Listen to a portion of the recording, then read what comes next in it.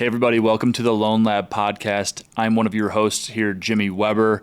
We have a very special and unique episode for you today. We have Brigham Avery with Brigham Avery Productions and the famous Hollywood actor Joe Mantegna on our podcast today. We're going to talk about some really cool things on this episode. Joe's a big Chicago sports fan, being from Chicago originally. Same with Brigham. We'll talk a lot of Cubs, Bears, talk about me being a White Sox fan and Jimmy White, my co-host, being a Cubs fan. It's pretty fun and something that you do not want to miss. So without further ado, here's Joe Mantegna on the Lone Lab podcast. Okay, everybody, we welcome a very special guest here to the Lone Lab. The first time ever we've had anybody that's not real estate involved directly on our end, right? Not a realtor, not an attorney, not best guest of all time, Joe Gabrione. We have Joe Mantegna here, Hollywood legend. Joe, welcome to the Lone Lab podcast. Hey, thank you. Thanks very much. We're glad to have you. And then we have Brigham Avery here as well with Brigham Avery Studios. Brig, you're the man. Give us a quick 30-second on what you do. Oh yeah, no, it's Brigham Avery Productions, but who's counting? That's totally fine. But it's Joe and I have this show. We've done a lot of other stuff. I had a pod or kind of whatever it was. It was called KBS Live, Karen Briggs Sports with Karen McDougal, and we recorded live at Joe's place. And we will get also on the Rossi and Rizzo podcast, Joe, about this. But we did this whole thing where we talked about the Cubs winning the World Series, and Joe made all kind of indirect, charming, fat Tony threat, non-threats, and then they did the damn thing. So that's kind of what we're basing the show off of. And I'm a huge Notre Dame guy, huge Bears guy. We're making it all happen, and it's great to be back. We've had a little hiatus, but working with Joe is awesome, and it's great to be here. Thank you. James, I've been super excited for this episode and this interview because guys, Brig and Joe, we talk a lot about real estate and mortgage on this podcast, but we also tie in some Chicago Bears, some Chicago sports. We're big Chicago guys, and we're really happy to have you guys and grateful for your time. So thank you so much. Why don't we start with how you two met, how Brig and Joe, how you guys eventually became to, bring this partnership together. My great aunt Teresa is Joe's brother Ronnie's godmother and was really good friends with Joe's mother. And then my mother went to high school with Joe's wife and Joe. And then I obviously didn't know Joe growing up. I was away, but that he was out in California. But my great aunt Teresa Daniels, Joe, gave me your contact information, and we talked back in '97 and just kind of went back and forth and then when I had that podcast we did at Joe's place in 2016, we had a restaurant. We had a restaurant in Burbank. Sorry. Chicago themed restaurant. I like it was that. an amazing. Taste of Chicago, huh? Beef sandwiches and pizza and everything. Oh hell yes, we had the whole deal. Chicago dogs, great, Italian beef, deep dish, all of it. You can't go talk about. I'll talk about it. We can tie anything. We can make anything work as far as partnerships and great partnerships with the advertising. Joe, it was all location for Taste Chicago because you'll love this, guys. It was right across the street from Warner Brothers. So every time, like according to Jim, or those shows came out, they all went there and ate at your place, Joe. So the location was perfect. Oh yeah. Whenever the band Chicago or Earth, Wind and Fire were in town, we would do a lot of catering to their rehearsal space. That was always good. There you go. That's cool. I have a question, Joe, for you and Brig, also you as well too. We love the city. We love Chicago. We're Chicago guys. I mean, what's your guys' ties to the city? What do you love about it so much? Have you ever lived there? Kind of give us the scoop and your guys' ties to Chicago. Well, God, I grew up there. I mean, I was born there. All I have to do is open my mouth. Nobody thinks I'm like a Swedish sea captain or anything like that. I mean, they get it. So, I mean, you never forget your hometown. I mean, I think about it now. I probably lived in California longer than I lived in Chicago because I think I moved out when I was about 30. But, literally, I grew up there. I was born there. I went to grammar school there, high school, Morton East High School in Cicero, Illinois. And Morton Junior College. I went to Goodman, the theater school. It was called the Goodman Theater back then. Now it's the theater school at DePaul University. Right. I was in a band for about 5 or 6 years back in the late '60s. That's how I got to be very close to the band Chicago to this day. I mean, I presented them with their lifetime Grammy Award and narrated a film on them called Last Band on Stage. But anyway, so I mean, my Chicago roots run very, very deep. And so regardless of where you geographically live, and of course I lived in New York, I've lived in California, I'm always going to be, a Chicagoan. Yeah, you're a Chicago guy through and through, man.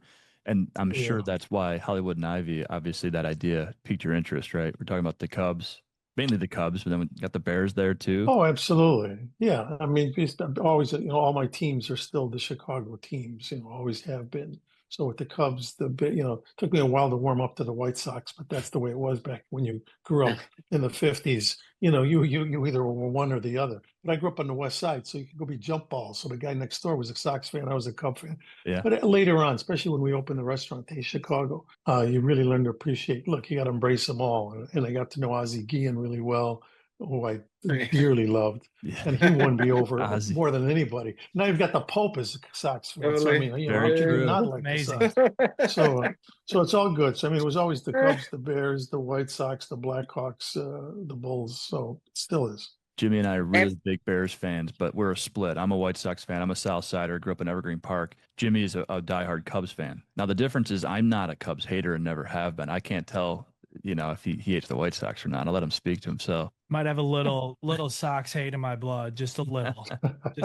But we like talking about the Bears a lot on this podcast. Yeah. We'll talk real estate, 90% of the time, but we often keep a little bit of time just to talk Chicago Bears. And we, of course, are very recently removed from the draft, which some people don't love the draft. I thought it was ultimately a little bit interesting. What do you guys think? I mean, it's interesting. I've gotten, because I will say this.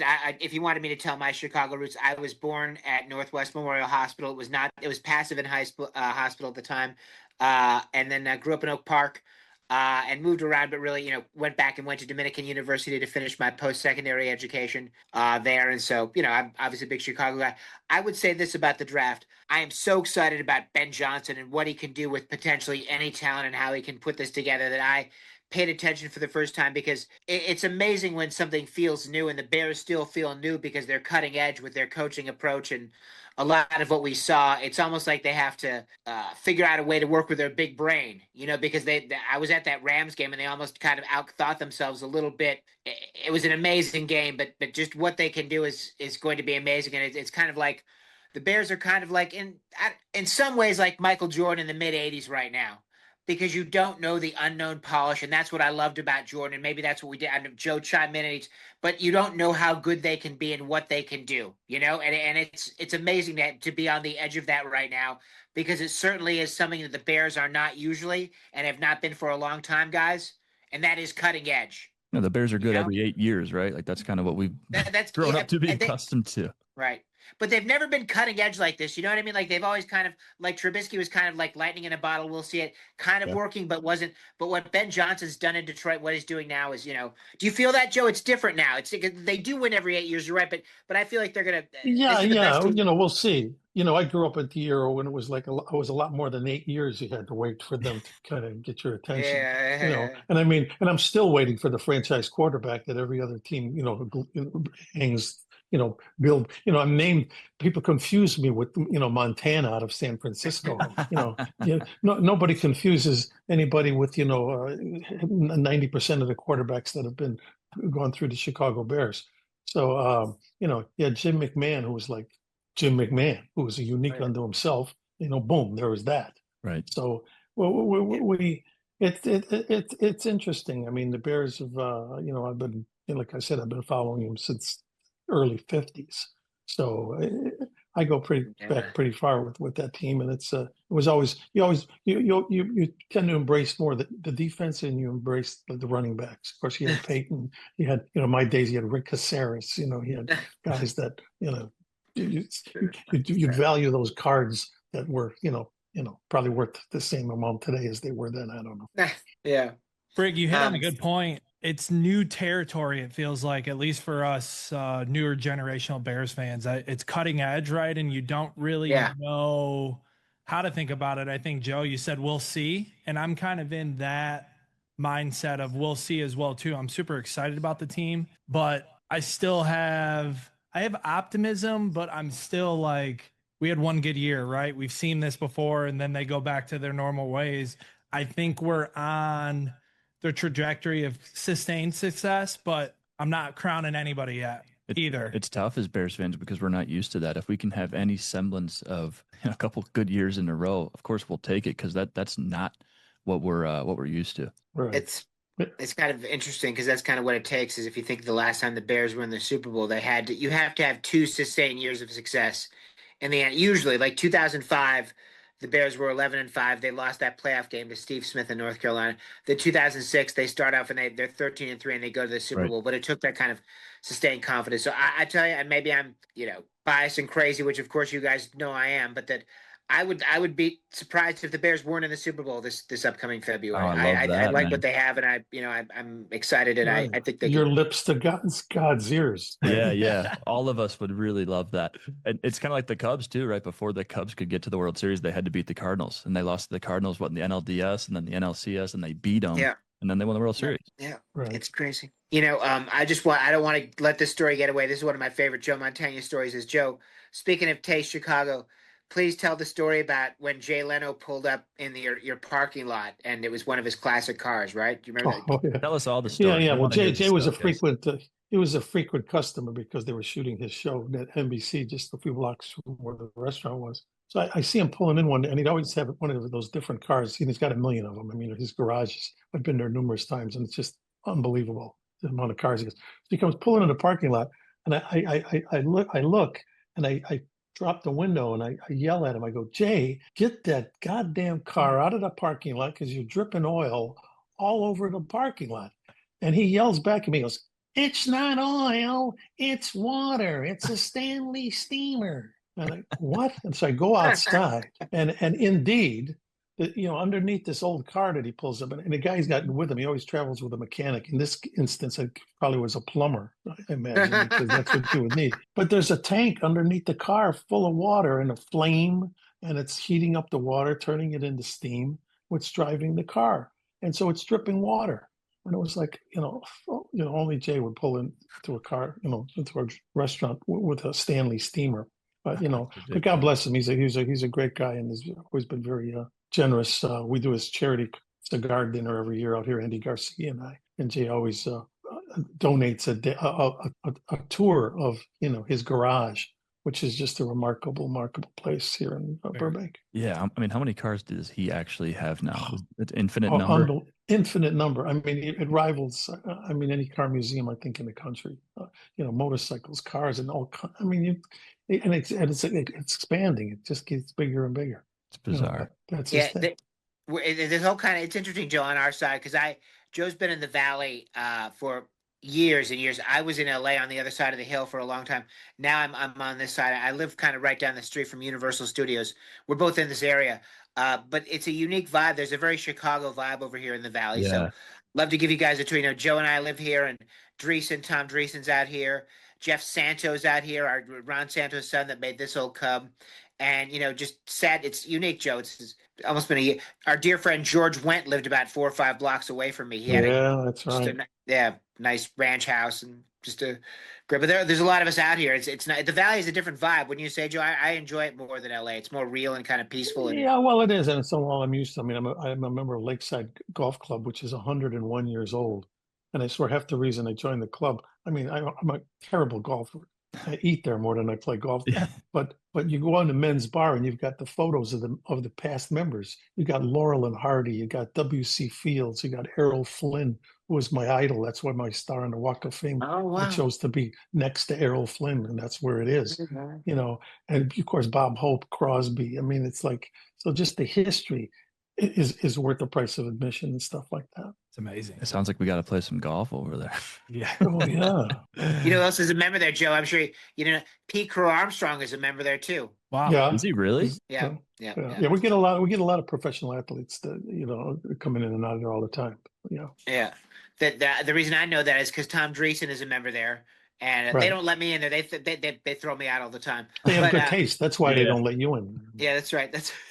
But Tom was watching the Bears game. Remember that Bears-Niners shootout, you guys? It was like everybody couldn't stop Sunday Night Football. Yeah, and then at some point he's hearing this, damn it, and somebody's yelling at upset when the Niners are losing, and it was Pete Crow Armstrong, and so they were watching at the same little bar over there at Lakeside. But absolutely, it's been really cool to see all the young athletes in Chicago kind of stick together and join forces with Matas and Bedard and Caleb, PCA. And Caleb. It's been cool to see those guys come together and support each other. So that's great to hear. PCA was screaming at that game the night after the Bears lost, which everyone was all bent out of shape about that. But then you had PCA and Caleb sitting on the glass at the Blackhawks game. It was like, all right, this is a new, younger regime we're just not used to in Chicago sports. Right. Yeah, Cool to good see. stuff. Yeah. So you guys, you guys are both from Chicago yourselves.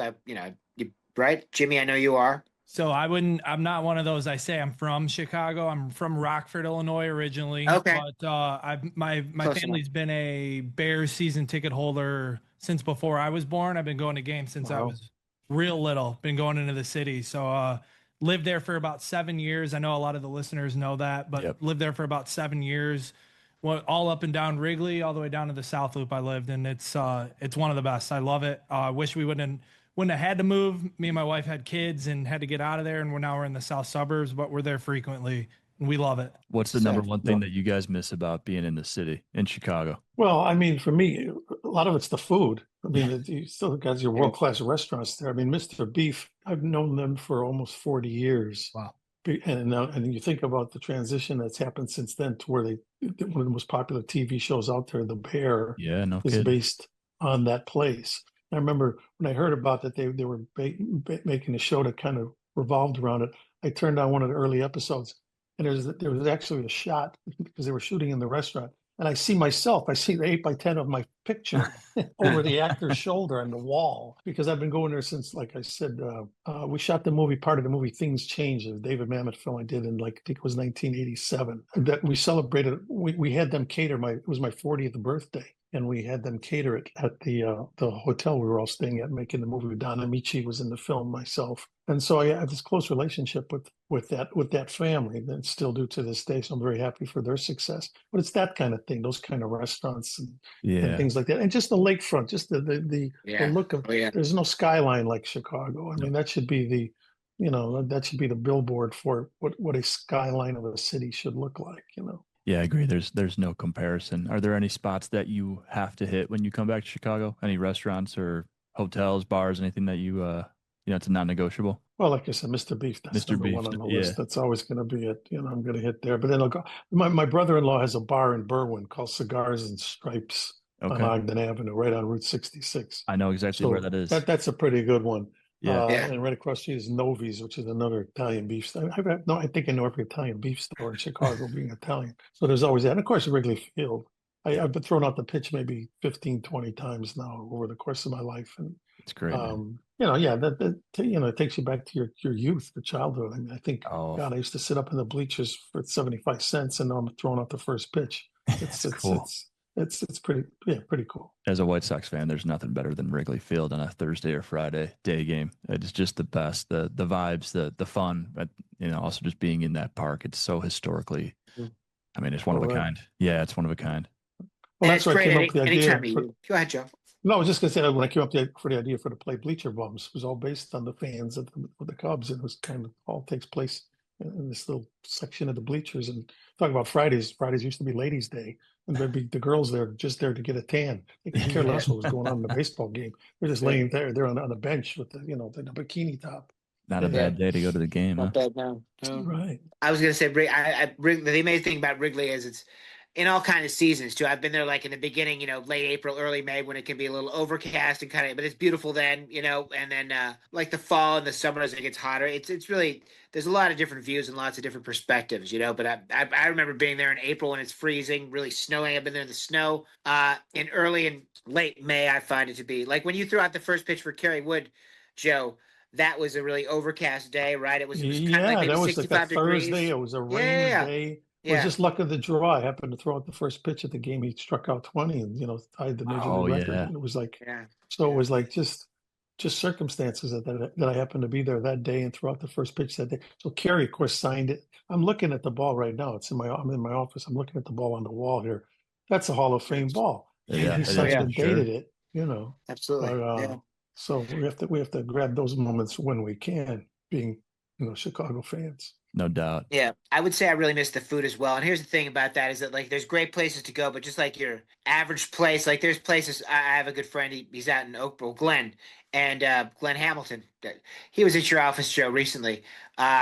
director of sales made all this happen. But that we were at, there's places near his house where, there's just the pizza is just a random quarter place, but it is so good because they have to be so good just to stay in business because it's just competitive. So like even the individual slices, it's like random place in, North Lake or Bensonville are just amazing. You find quality everywhere. So that's Right. what I'm missing.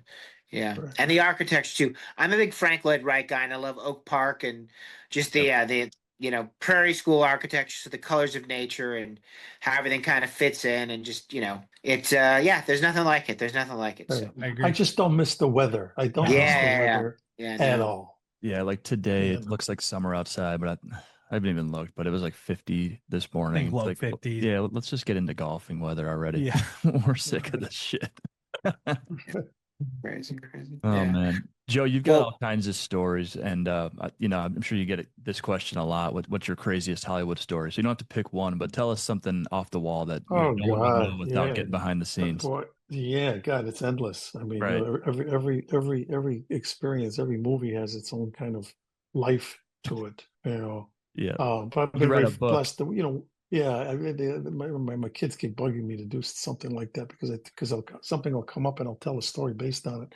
I mean, working on the film Bugsy with Warren Beatty was interesting because Warren was a terrific, kind of like just a terrific guy. He would start these conversations. We had a lot of scenes sitting in a car, and all of a sudden he'd just go into these now that I think about it, I have to wait until people die until I can tell half of these stories because I'm afraid all of a sudden they'll say, you "Oh don't my want God, a bad you told that one." Yeah. But I mean, worked with Robert Redford, I've worked with Pacino, I've worked with a lot of wonderful people throughout my career. Working on Brig brought up Airheads. I mean, I remember I had to add a little bit where right at the beginning where I'm supposed to be drinking, like I grabbed a bottle of Pepto-Bismol and I chugged that after a beer. I made it into the movie. So you never know. Sometimes you're just going to do something and so you're going to say, "Oh yeah, that's good. That works." Keep it in. I'm going to alley-oop you, Joe, if you don't mind. Can I throw you an alley-oop for a story that I love? Yeah. There's a couple. When you did Speed the Plow with Madonna, she was the first thing is they would go to the disco at night, right? When they dress up in disguise, because this is like the height of Madonna's popular, like right after Like a Virgin, And so there's a couple where you were walking with her one day, right? You wanted to walk her back, and wasn't there a kid or something? It ended up in the tabloids, but that one. Oh yeah, no, it just goes to show what happens when you're of that level of a star. Because we were doing a little press thing, her and I, and so we afterwards it was around Lincoln Center. I just told her, "Oh, let me walk you back to your apartment, your condo, wherever down by Central Park." So we're walking together, myself, and the other actor, Ron Silver, who was in the play, just the three of us. And some little kid jumps in front of us. Like he must have been 10 years old with a camera going, "Come on, Madonna." And she's being cool about it. She was really all right. I really liked her because she was not pretentious. She was like Italian. She's Italian. She's an Italian girl from Michigan. There you go. So she's finally, the kid's getting so obnoxious. She goes, "Well, you got enough pictures. Get the hell out of here." So she walks like 2 steps ahead of us and like kicks her foot out at the kid, like, "Get out of here." Doesn't hit him. She's 3 feet from him. So the kid goes, and it runs away. Sure enough, the next day there was I think it was the cover on the Inquirer. Madonna attacks young kid, and it was a setup because some guy across the street had sent the kid to do that, and he takes a picture and he cut Ronnie and I, who were standing right behind her when she stepped forward. They cut us out of the photo, so it just looks like Madonna's trying to kick this 10-year-old this kid on the street. Your picture. And I thought to myself, okay, from this day forward, I hate the press, or whatever. But it just goes to show these are some of the things in our business you have to put up with. On all that, guys, and there, Joe, you've had an illustrious and still have you're still in the illustrious career, and Brig, you as well. You guys have been in the industry for a long time and had sustained success for a long time. We talk to a lot of professionals on this podcast about how do you sustain success? Where do you attribute that success to? Your name dropping Madonna on here. I mean, from the start, like, where can you guys attribute your sustained success in an industry that's way crazier than ours. We talk about mentorship all the time, and I would assume there's some sort of mentor figure or multiple that you guys have had. So how did you where do you? Well, yeah, I'm talking about. He's with me right now. This guy's with me right now. Joe's done so much to help me, and he's introduced me to other people. But I would say, and I think Joe subscribed to this, is that you get up and you enjoy what you do, and you learn to find unique avenues that are revenue streams, and Joe does that very well. And here's the unique Joe, but you've been a great inspiration, a great help to me, but also. Here's a revenue stream I found that Joe. It's an amazing business we have, and we're in out here, and that Joe, there's a revenue stream you have with The Sopranos because you're the voice of the commercial in Tony's background, right? With the Mercedes thing, isn't there? Oh yeah, well I think that's what. Yeah, it always gets ridiculous because I get like a $10 check about every 6 months from The Sopranos, and people, and sometimes I would open an envelope and my daughter would be standing there and she'll say, "You got a check for The Sopranos? I've never seen you on The Sopranos." I said, "Yeah, you know what it is? There was a scene where Tony Soprano is sitting in the living room watching TV, and a Mercedes-Benz commercial comes on.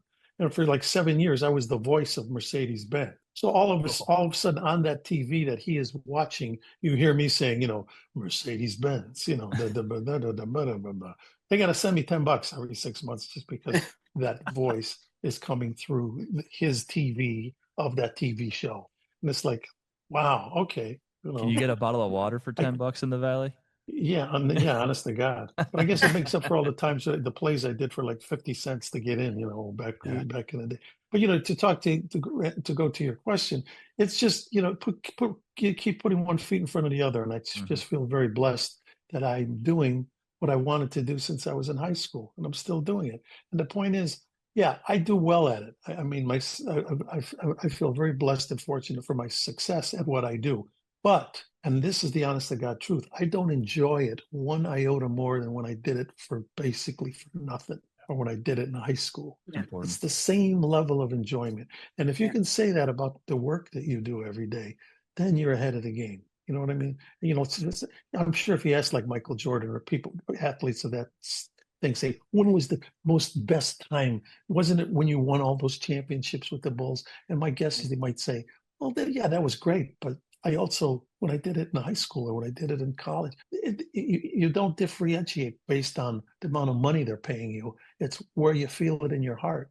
And so to be able to go every day doing what you like to do, and on top of it, get paid pretty well. Wow, what a blessing that's Man, been. what a good answer based on everything that we preach on this podcast. That's incredible, Joe. Thank you. And one thing that Joe has that I want to mention, and Joe, I like to categorize like this: it's in the moment focused. You're in the moment focused when you're performing, when you're on is amazing, and that comes out in the things that Fat Tony says, in the movies you've done, in the way that you express yourself, the lines. You're very in the moment, so it's always memorable, and and what I enjoy is the comedy stuff, the Money Pit, the Three Amigos, the Simpsons, and just keeping things. Those kind of things, like when Chief Wiggum says to you, "We'll get you one day, Fat Tony," and then your response is, "Good for you." You know what I mean? That's yeah. Oh yeah, no, I just did a read through of a brand new Simpsons that I'm going to be doing again. I've been on that show for 35 years with that character. Yeah, the next one that I do. Oh yeah, that's my longest running character. Yeah, everybody goes, "Oh, you've been on Criminal Minds? What, 20 years? That's a long time." I said, "Forget it. I've been on The Simpsons almost twice that long." Yeah. But this next one I'm going to do is like they told me. They said this is the Fat Tony one, and it is. Nice. Cool. I thought, yeah. Oh wow, okay. Wait, this one is like, yeah, this is the homage to Fat Tony. Anyway. Oh, that's awesome. I love that. I was reading something that I'm sure you're very tight with everyone over at The Simpsons, but you were saying like if Fat Tony even breathes, I want to be the person making that. Yeah, because what I have found out as an actor, because sometimes you'll be in, and I've learned this even in the movies and stuff. Like they'll say, "Oh, we didn't get this shot of you reaching for that glass." But that's okay. Go into makeup, and we'll have your stand-in. All we need is a hand, and it's we'll put your ring on his hand. And I said, no, I got to do it. Yeah, no, but you don't have to do it. They said nobody will know. I said, I'll know. Yeah. I said, no. Every time I see that, I'll realize that's not my hand. Or if Fat Tony has one line and it's somebody else trying to talk like this, it's like. That's No. not me. That's not No. it. So, I mean, No. if you're gonna if that's your job, show up for work. That's Yeah. all. Oh man. So yeah. So Joe, please explain to these guys because I heard Jay Moore, who I know that I bet these guys love talk about this, and other people is that what's really special, if you're lucky, is to get to go to a Simpsons episode table reading where you Right. sit around and what I've heard people do that maybe I don't know if they recommend people do this, but you close your eyes and you visualize all the voices and all the characters, and it's an amazing thing because whether we know it or not, we've all been trained to know exactly what Mo looks like if we close our eyes, what Marge looks like, what Joe Mantegna, Fat Tony looks like when we close our eyes. And it's like it's an amazing thing, isn't it, Joe? Like going to a table reading, it's like, Well, the table read is the best. Yeah, it's the best thing about it because it's the Yeah. only time you're going to see everybody together and you hear the whole thing at one time. Otherwise, Right. you do like it's just like making a movie. You do it in bits and pieces, Yeah. But to hear everybody in one room, and it's the best ticket in town. A lot of It's times got to they be invite full of laughs, I would assume. groups of kids. They give them all scripts. Matt Groening's there. Everybody's signing the scripts. It's great. Yeah, That's really cool. Amazing. That's really I cool. love that. The context of the characters is so great too, Joe. Like, have you guys actually seen Joe? You probably have the real life person, the real life version of Mo. Now that I mean, have you seen him, Joe? He's an English guy. It's like he's based on. It's an Yeah, ugly I'm not person. sure. Yeah, oh yeah, no, That- it's really crazy, but I just love that whole, so it's like an English comedian who, is very, kind of, yeah, crazy, but it's interesting just the depth of the characters, and I Yeah. really enjoyed. So I yeah, love it. Great. but Love it. yeah, to be able to talk to celebrity Cub fans, what's been so fun for me is from the different walks of life you find, and people tell the stories. I mean, to hear how the lead singer of the Smashing Pumpkins is telling you how he loved to be going to the games with his grandmother. That's so cool. To Yeah, me, Billy's a that's the huge Cubs epitome. fan. Yeah, and I mean, I love that. So that's been very a lot of fun for me. Yeah. pardon me, I was going to say we're new episode, Joe, May 21st at Dominican University, my alma mater in River Forest. It's going to be great. And then other things to come back here that we got. I was going to say we got Miguel Esparza as our guest that day. It's going to be great, and we're going to re-release it during Hispanic Awareness Month. And we also got Miguel connected us recently, or Joe knows him, but to Pat Hughes, and Pat Hughes called me in the morning and told me how much he loved the show and he'd like to come on. So we're going to try and connect that with Dodger Stadium. That's a lot of fun. And then Joe's going to catch up with Bill Hader and Vince Vaughn, and they've agreed. And now that we're back on, we're going to film those episodes. And Sebastian Maniscalco, and all the. It's going to be a hell of a year. Hader must be very happy right now because he's a huge Oklahoma Thunder follower. Is he? He I didn't know that. He is. He's a Cub fan because his father was a Cub fan, but he grew up in Oklahoma, and he's his company. I mean, I did that show Barry a couple episodes, and when you show up for work, the parking lot had a sign that said, Thunder, Productions Park here. I'm saying, and I said to him, I said, "What the hell? Why do you call your company Thunder?" And then he explained to me that he's basically was born in Oklahoma, and he's a huge Thunder fan. So they're obviously doing very well. Now, I knew that he had Chicago ties. Is his dad a Chicago guy, or is he just like a WGN Cubs fan? I think he's a Chicago guy. I can't quite recall for sure, but I think that his dad may have grown up in Chicago because he made it sound like his dad was such a Cub fan. Yeah. Because you got to kind of make that him. distinction because there's people everywhere that are Cubs fans because they watch them on and also television. Also, there's no baseball in Oklahoma, so you know what I mean. Very, So very true. there's that. Yeah. I think you guys are both right. I think that his dad was a Cub fan. I think he watched WGN. He was kind of a satellite. Right. Now they have Notre Dame Subway alum. We have Cub fans, satellite fans that grew up watching WGN in Idaho and Colorado and everywhere. But just it's so crazy, Joe, just to bring these guys to full circle. Isn't the premise of Barry so hilarious? Like you guys, you love the show, and Joe, but Joe, as plausible as it can be, that kind of shit, but that's happened in Los Angeles before. That so crazy where you could just walk into something and you have the right look or whatever. But that kind of like it's so amazing how things work in this town and how people, it's almost like the energy that Hader brings to that where he's not trying that makes them want him more, right, Joe? It was great. Yeah. When they called me to do it, and I was going to be, and I played myself, which was a lot of fun because I just got to go in and be myself, within a fictitious storyline. But it was a lot of fun. Great, like Bill. I remember those episodes. Henry Winkler's Henry Winkler really is the nicest person in Hollywood. So that's the truth. God bless him. Yeah. Everyone, around our age loves him for his work in The Water Boy, but I know he's so much deeper than that. But that, Mr. Coach Klein is a legend for sure. Right. Yeah. It's pretty amazing too, just as far as like just what we were talking about with Barry and just some of the other stuff. It's like Bill Hader. I don't know if you've ever seen this, Joe, but just to explain it, have you ever guys seen You're a Rat Bastard, Charlie Brown? It's the New York whatever that No. theater's, but they have Bill Hader as Charlie Brown. Christmas is no, I'm sorry, it's Bill Hader portraying Al Pacino as Charlie Brown. You know what I mean? Oh, great. And you go, Christmas Perfect. is here, but I'm not happy. You know what I mean? What the? It's ridiculous. I love it. Joe, you know that they show how Fran Drescher in the back. Fran Drescher plays his mother, but it's just the voice in the back and wah, wah, wah, wah, wah. Ma, like a Right. dagger through my heart, Ma. You know what I mean? Just, yeah, Oh, man. Pacino loves you, Joe. Right? He's a dear friend of yours and really has a lot of. Well, like, he's a very, we've, Yeah. it's he ultimately played the part that part I won a Tony Award for was Ricky Roma and Glengarry and Glenn Ross, the original Broadway production, and he wound up doing the movie version of it. He got nominated for an Oscar for doing that role. And it's one of those times where, you would think since I created the role on Broadway that it was like, oh, gee, I felt bad that I couldn't have done the role in the film. But I was, when that role did so much for me. My career, had to build up after that, Right. and I would have cast Pacino in that movie. I mean, I get that, and so we've been we've been close ever since then. And then when we wound up doing Godfather 3, it's he's him and Joe Pesci. Actually, Pesci's a very close friend of mine, and he's a character. So I keep all the Italian guys very close. Yeah, you gotta. You gotta. You were saying that they're filming Heat and that Al's gonna want you to come and hang out on the set with him, right, Joe? And talk, and that Al, how does his voice sound? Joe, you do a pretty good impression of him, Joe.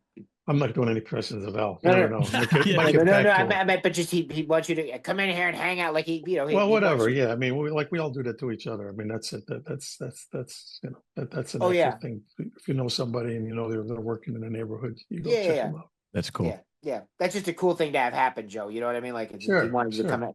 The new Heat movie is going to be pretty special, and I don't know how big a guy. I mean, like, I'm a huge fan of my God, the Miami Vice guy. The guy, his first movie was in Chicago. Heist was his first movie. Dave, oh well, yeah. Jesus. I can't believe I'm spacing on his name too. But Me I know too. what you mean. Me too. Yeah. But Michael Mann. Michael Mann, right? Yeah. But they're making another one. But it's amazing how Michael Mann's roots. A lot of things all goes back to Chicago. But that movie Thief. I don't know if you two guys are big fans, but I know Joe's seen it. But like, just the cinematography in it and a lot of the stuff that he did in that. I'm talking about Michael Mann became the foundation for what they did in Miami Vice, and you know what I mean, and all that. Oh yeah.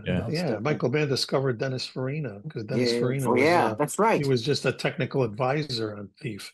He was the Chicago cop that they needed on the set to give them advice about things, and they hit it off so well that Michael, basically started him off on his career.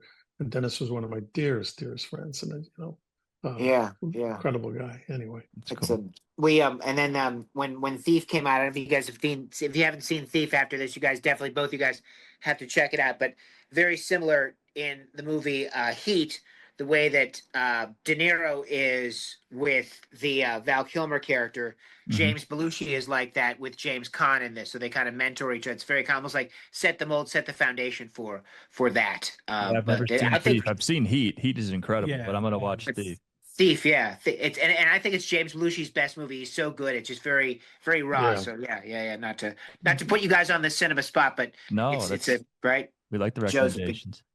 Joe's daughter's actually worked really well with us on our social media and putting it together. So Hollywood and Ivy on Instagram. That's Hollywood and the word and Ivy on Instagram. And then Brigham Avery Productions. We're getting all kinds of followers and subscribers, and it's growing a lot every day. So it's a very special, and and then Joe, you want to take some time now to maybe talk a little Criminal Minds for a second, or that's coming up very soon, right? We're about to start season 20. I start filming May 18th. That's a real blessing because you go into this business, especially in a TV series, you don't know what kind of longevity it's going to have. If you do a couple of years, you figure, all right, that was nice, you move on to something else. And I made that decision some years ago. I was mainly I started doing theater, and I started doing mostly motion pictures. But I got to the point where my kids were getting older, especially my oldest daughter. My oldest daughter has autism, and so the travel, we'd always travel in a group. We'd always go together. That was very important to me. Let's keep the family together. So I don't care if they miss school for a couple of weeks. They'll learn the capital of Indiana some other time, but they're all going to travel together. But as they got older, I realized I didn't want to be in that position where, that kind of father at the end of my life, I go, I should have spent more time, with the family, and less with the job. So I thought if I can hook on to something that shoots locally, like a series and stuff, that would be kind of fun. And as it worked out, I started with this thing called First Monday with James Garner about the Supreme Court. That was my first dabble into that. Only ran a season, but I enjoyed it. I worked with him, Charlie Durning. It was wonderful. Then I did Joan of Arcadia. Again, it was a wonderful experience. We wound up doing 2 seasons of that. I loved doing it. I was working, coming home every night from work. So I loved that. Then I got the offer to do Criminal Minds. And again, I thought, well, we'll see, see if this runs a couple of years. Well, my hair was black when I started that. 20 years later. So I started that. Yeah, I started that in 2007. So I came in season 3 when Mandy Patinkin left, White Sox fan left, and they replaced him with a Cub fan. And I came in season 3, and we're about to start season 20 now. So amazing. You're just the luck of the draw. The show has resonated around the world. We have a huge following foreign, which has been a real blessing as well. So, and I love the people, and I like I say, I love what I do. And again, to make the simile to an athlete, sometimes it doesn't matter where you're playing the game. You're playing the game. Yeah, you're in it. You're in it. Yeah, you're in it. You're in it, and you're in it at the level you want to be. Like, as an athlete, you want to say you want to play in the bigs. I play in the bigs. I have played in the bigs for a long time, and I feel very blessed to be able to say that. Yep. And so on we go. And you got to direct some episodes as well too, Joe, right? You enjoyed Oh yeah, that? I've directed about 12, 13 of the episodes myself, and that's been a lot of fun too. For no other reason, you get to hire all your friends, guys that bring are very in all the talented. hired help, huh? And everybody does that. You realize that, like, all the good directors do that because they know who they can trust. Yep. You know somebody's got talent. You grew up with them or you worked with them before. You're going to tap on them when you can. So I've often used people that I've known in the past. And so anyway, so I look forward to going back on the show. I love the cast very much, and that's great. It's amazing. Feel really lucky to be able to do that again. Cool. I am the oldest guy in the FBI without question. The most seasoned, though. You've seen it all. Definitely most seasoned. Yeah. I have. Yeah, and it's pretty amazing too that just time flies too, right, Joe? Like, and everybody, 10 years ago, it's been since the Cubs won the World Series, and now a lot of those, I think most of everybody's retired except for Ian Happ wasn't on that roster, but they're all. It's amazing how much time's gone by, but I watched them win the World Series from the Fox TV van in the parking lot of our restaurant, Hey Chicago, because I was too nervous to be in the restaurant with the hundreds of people because I thought if they lose, I'm going to kill myself. Yeah, and I don't want them all to see me do that. So I watched it on the little screen inside of the van with the guys running the dials. I'm sure we're all Dodger fans anyway. They can care less what was going on the team. And I tell the story. I'll briefly say only because it's a funny anecdote. When that final out happened, and I'm in there by myself with this crew, like I said, the restaurant's jammed with fans. I'm in there with the 2 guys running the TV. All of a sudden, the ground ball, Rizzo, the Cubs win the World Series. I look at these 2 guys, and they're just hitting dials because they're working. I open the door to go see what's going to happen, figuring the restaurant's going to be erupting. Dead silence. Not a sound. Wow. And I'm like, I'm dreaming. I dreamt the whole goddamn It's not thing. real. It didn't happen. All of a sudden, the doors fly open. People come running out screaming. Champagne bottles are squirting. And I look back, and the guys in the van look at me and go, oh, yeah, we're on a 20-second delay. Which was great because I thought to myself, I saw the Cubs win the World Series 20 seconds before everybody else in the world were watching it on television. So anyway, that's amazing. That was my great Cub World Series moment. I love that. That's all I got. The Fox 32 people went to his place. It's pretty impressive, Joe, that you're the local Chicago Hollywood celebrity for that. Oh yeah, no, we saw yeah. the White Sox win the World Series there. We saw the Cubs yeah. win the World Series. We saw the Bears lose the Super Bowl there. Oh, So, Right. Well, but what I'm saying is they didn't send a live remote to Bill Murray's house. They didn't send a live remote to, you know what I mean? They went to your place. You know what I mean? It's your place of business. We're called Taste Chicago. I mean, it's Yeah. kind of Yeah. please. It worked out. It was just, If it was not there, perfect. where? That's right. Yeah. Yeah. I loved it. We It was were up great. and down Clark that night. One of my buddies was bartending at one of those bars, which was it was a tough get to even just have a bar seat up and down Clark, and we had a fun night. We'll leave it at that. Yeah. But it just turned into like a 12-hour block party. There's people at 4 a.m. still up and down Clark Street. It was so cool. Great. Good stuff. Yeah. Well, I want to say thank you so much for your business, guys, and this is going to be a great partnership. I think we should go forward and extend our partnership at some point, gentlemen, with Leader One. You know what I think, Joe? I think Leader One should be the presenting sponsor for Brigham Avery Hollywood Joe Mantegna bobblehead night at Wrigley Field. I think they got to make one, don't you think, Joe? And Leader that'd be a great draw. How many first pitches did you throw out, Joe? You said 15. I don't know. Yeah, I don't know, about 15. Tom Dreesen and I are always talking about it because we've been tied for a long time. So I mean, I don't know who's leading now because he even was a bat boy once for them many years ago. But he's a little older than I am, so he's a little he might be ahead of me. So off the record, Leader One it's Kansas City based, and we started this division. Our good friends, mentors, and business partners, Joe and Tony Gabrione, started this division with the intention of bringing a much more Chicago presence to this company. So I think that's incredible. It's a really good idea, frankly. Did you hear what I said? Do you like that idea, Joe? I do. Joe Mantegna, Hollywood and Ivy bobblehead night present. We get 30,000 of those. And Yeah, I'll with tell you Leader why, One Joe. on it. It's incredible. Yeah, right? Presented by Leader One. Because I don't know if you, Joe, so the Dodgers make out like bandits with their bobblehead nights. They have I know. I'm looking at a couple right now. Yeah, there you go. I'm staring at a couple. I'm actually looking at an Ernie Banks one though too. Cool. There you go. I mean, they have Ohtani. They have Ohtani batting. They have Ohtani sliding. They have Ohtani Hello Kitty. It's insane. So I think we could do something later on. We look forward to doing more with you guys, and we want to thank you for your business. Look forward to having you on May 21st at Dominican Jimmy. And here we go, off to the races. Buckle up. Both of you. Thank you guys for lending me time. Thank you, Joe, for being here. There's going to be a lot of cool content. That was an awesome interview. Thank you both. Appreciate the time, honestly, and very grateful to be here with you guys. And thanks for the stories. It was amazing. The listeners are going to love it. Yep.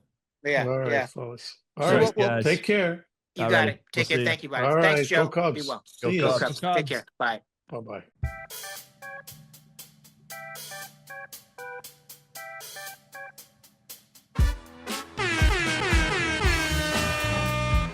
Season 2.